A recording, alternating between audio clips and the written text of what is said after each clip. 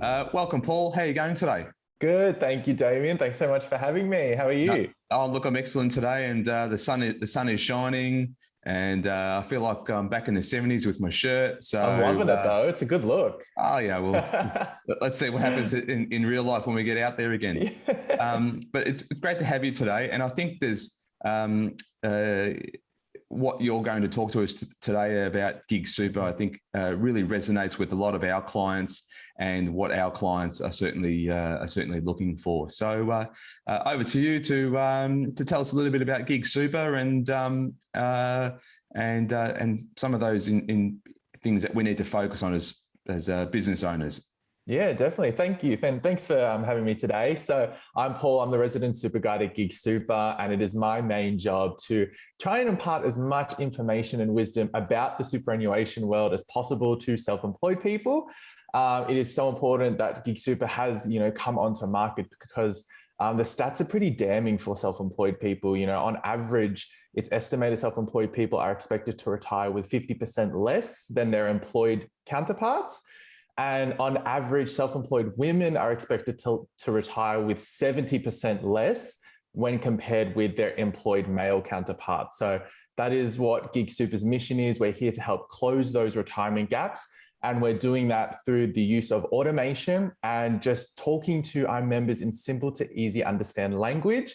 And that's what we're trying to, change kind of a bit of the financial sphere about, because, Damien, you're a bit of finance professional as well. A bit of financial jargon is very confusing. And we are the ones who try to, translate that for, our members and our clients. And, that's what we're trying to break through in the superannuation environment. And I think, Paul, as business owners, we tend to forget about ourselves. Mm-hmm. We tend to focus on everything else, compliance with our employees and the whole compliance things. And we tend to think about the things that we should be doing for ourselves, that if we're an employee for another employer, someone else would be looking after. But one of the key things that I love about Gig Super is that it really focuses on regular payment no matter what. So can you explain that a little bit for us? Yeah, of course. So you just hit the nail on the head there.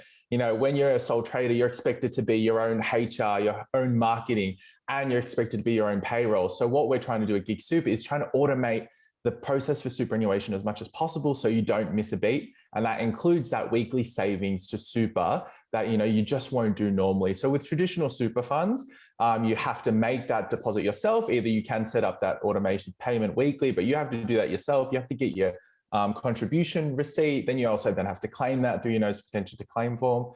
The great thing that what we've tried to create is we've given self-employed people a saver account before it actually hits their super account. So this is also helpful for our members to help with their cash flow. So the money that goes weekly into the saver account can be accessed at any time. And our members love this because, sometimes running a small gig, you might need to buy a new laptop, you might need to buy new equipment, or, we're opening up soon. So I know a lot of our members have to put on a bit more extra staff soon.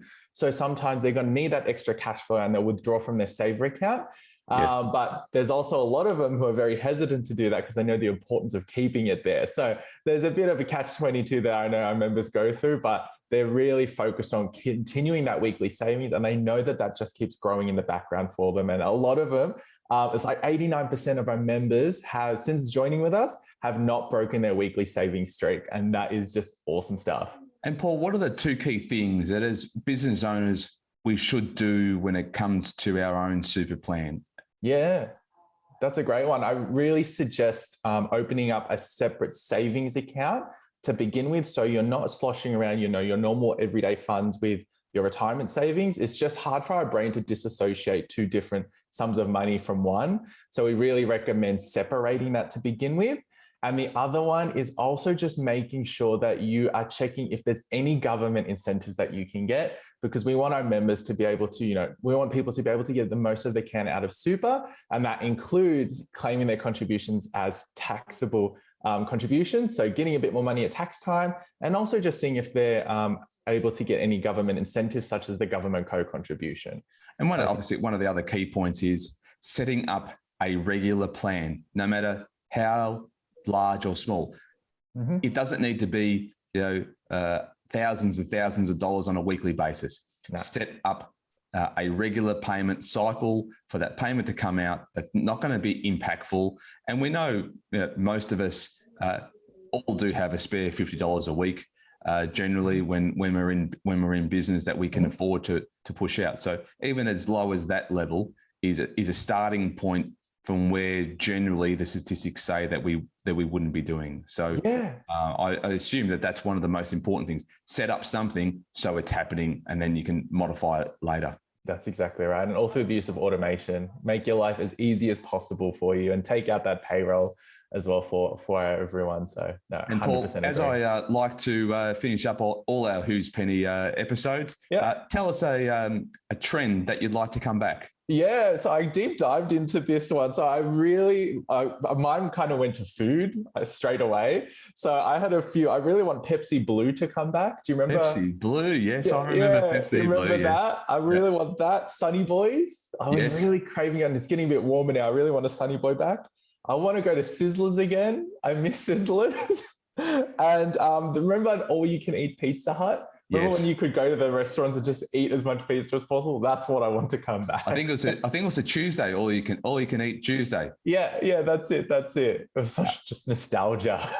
Look, I think it's one of those things that some of these trends will come back at some point in time. It's just the nature of things. And tell us about a useless talent that you might have. Yeah, well, that's a good one because I was actually a really good 10-pin bowler. So it's a good talent to whip out when everybody wants to go bowling on a night out. So I used to play pretty competitively when I was a bit younger.